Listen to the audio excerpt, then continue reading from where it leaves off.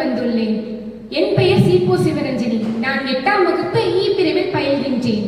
பாரதி, நீ வெறும் கவிஞர் அல்ல, ஒரு காலத்தின் கோடு.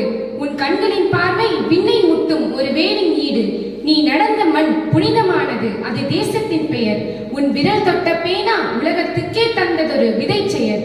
வானத்து சூரியன் உன் நெற்றியில் ஒளிரும் ஒரு பொட்டு. உன் கனல் வரிகள் இன்றும் எங்கோ கேட்கும் ஒரு வெட்டு. அவனுக்கென தனி சிம்மாசனம் இட்டாள் சக்தி தாய்.